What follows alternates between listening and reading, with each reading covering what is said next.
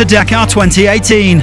On the menu today, the longest special of the rally on part 2 of the marathon stage from Uyuni to Tupiza.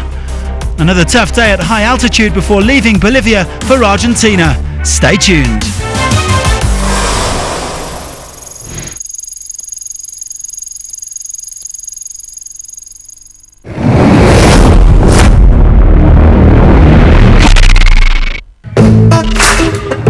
Yesterday evening, as the class of Dakar 2018 made it safely out of stage 7, the last stretch of liaison section took them through the streets of Uyuni, the small Bolivian former mining town with a big heart. The folk of Uyuni always welcome the rally with open arms, and the competitors definitely enjoy seeing the friendly faces after a very long Saturday in the seat and the saddle.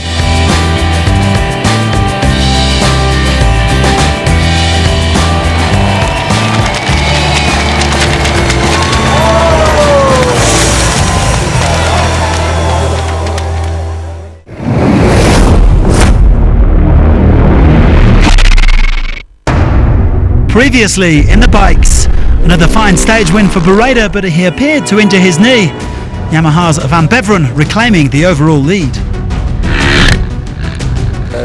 I'm back on top. It's cool to be the Dakar leader. I bet they're going crazy in France. Honda are chasing a first bikes win since 1989. It's a dream for me, the team's objective, that's why we work so hard. We'll try to stay at 100% to achieve our goal. But after 16 straight victories, KTM have no intention of relinquishing their crown. Mayo, Price and Buchner all in the top 7. May the best team win.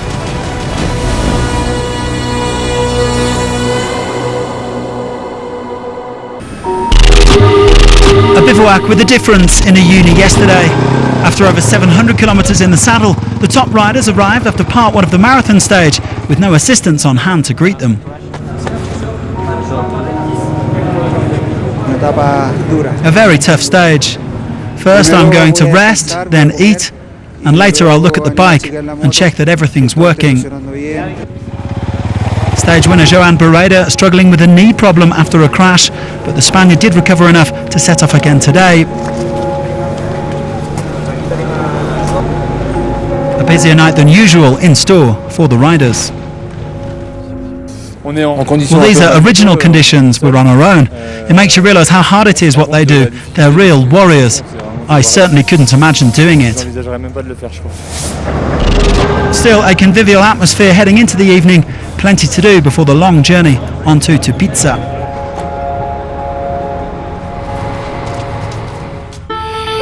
A monster special on the menu today then for part 2 of the marathon stage. A whopping 498 kilometres to cover on the Bolivian Altiplano, with altitudes approaching 5,000 metres above sea level.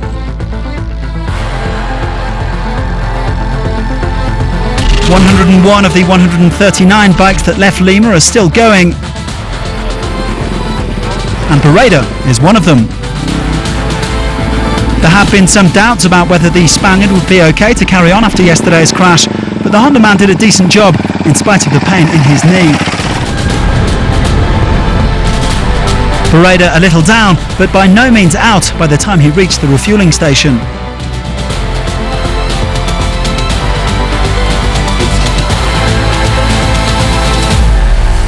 I'm okay, but I really did suffer a lot. So far I've been riding at a fairly calm pace. I really could have done with more time to recover. But in spite of the pain, it has been a good stage so far.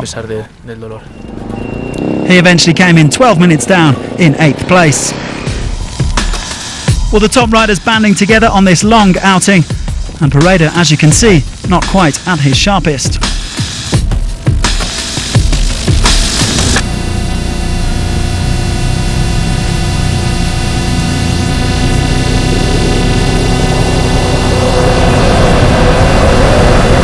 Meanwhile, disaster for Xavier de Sultre, his rally coming to an end after a heavy fall at kilometre 171. The Frenchman had been running 6th overall on his Yamaha, just 16 minutes off the pace.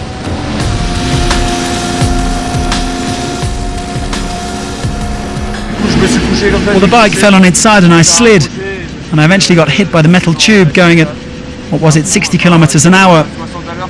At first I was like, it's okay, you've got to keep going, it's nothing. But honestly, I don't think it's nothing. Indeed, a double elbow fracture and a twisted knee for de Sultre.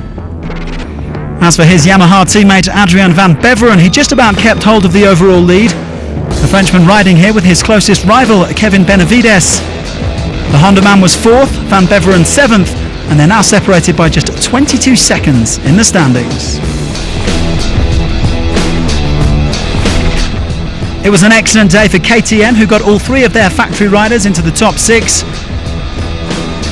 This is Toby Price, who's improving day after day. The 2016 champion came 3rd, and he's now just 7.5 minutes off the pace overall.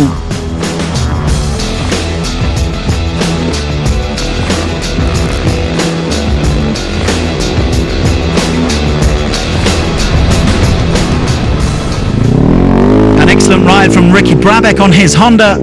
The American won his only Dakar stage last year between La Paz and Uyuni, and he came agonisingly close to repeating the feat on Bolivian soil here. He was denied the stage win by just 1 minute and 8 seconds. Remarkable for a stage of this length. Instead, it was a second stage win for Frenchman Antoine Maillot on his KTM. The 5-time Enduro world champion coming right back into contention overall. He's only 9 minutes and 56 seconds off the pace in 6th overall. Maillot not even aware that he had won the stage until Brabec arrived at the line.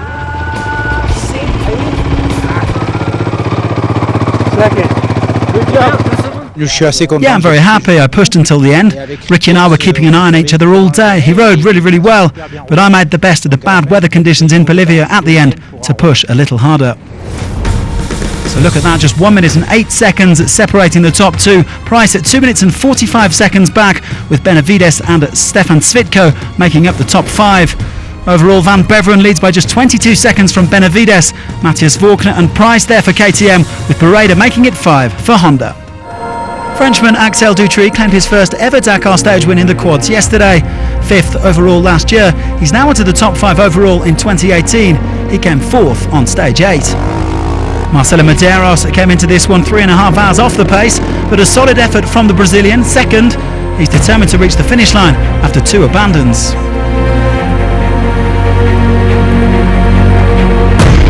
Another good day for France, with Simon Witzer taking the stage 8 win.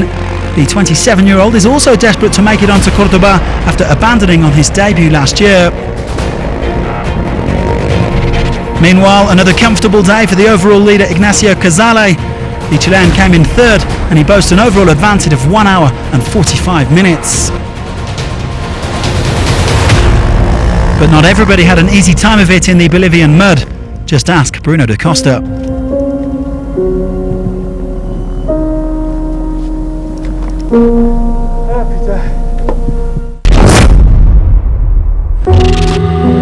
A day to forget for Dutchman Guillaume Martens. The original rider has broken down at high altitude, 100 kilometers from the finish line, and his bike has stalled on 3 attempts to restart it. Kamaz is not going to stop.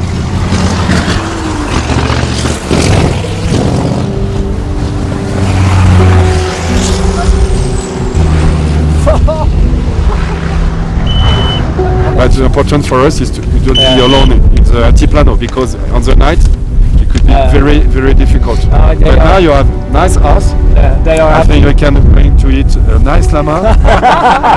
They are happy to have a guest. They are happy to have a guest. But I'm going to sleep with these people in the house over there. So if I get the bike running tomorrow morning, I have enough time to get to the bivouac. The time goes fast. All the people are very nice, so I can be happy. The helicopter leaves, but 2 hours later help arrives in the form of German rookie Markus Walscher. Kamaz is not going to stop.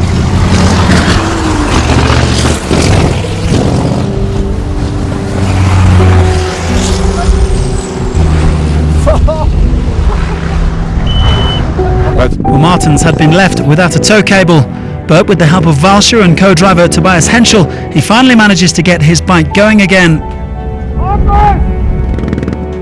The The llama will have to wait for another time.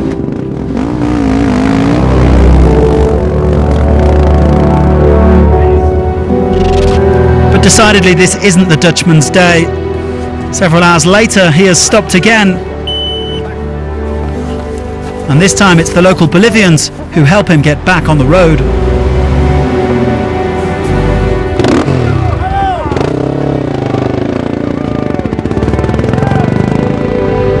Finally he arrives, the last biker to complete the stage. No. No? You want to eat something? Yes.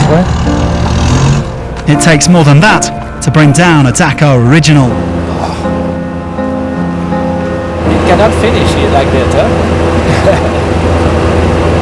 Too many years I was dreaming of this.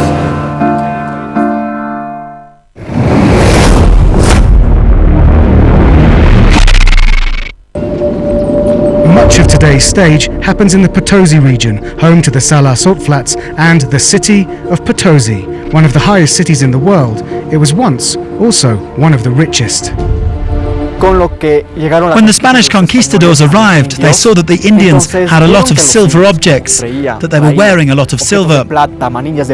So they asked the Indians where that silver came from. And they discovered that the silver came from Potosi. Vinieron aquí a estas tierras y vieron que el Cerro Rico de Potosí.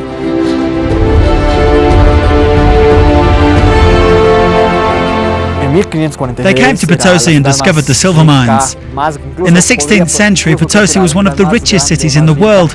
Historians say it was even richer than Paris, but it rapidly lost its prestige because the Spanish exploited all of the silver that was there. Cerro Rico, which mountain was once believed to be made of silver, not strictly speaking true, but the precious metal put Potosi on the map.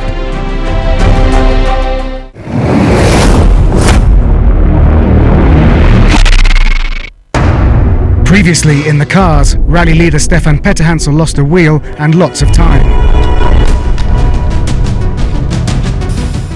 It was not a good day, huh? But no choice. It's a shame. Alatia is in second place. It's still not finished Dakar, you know, because every day have some drama, some problem, you know. El Matador took the rally lead. The rally changes all the time. Winning such a complicated stage is simply a question of survival.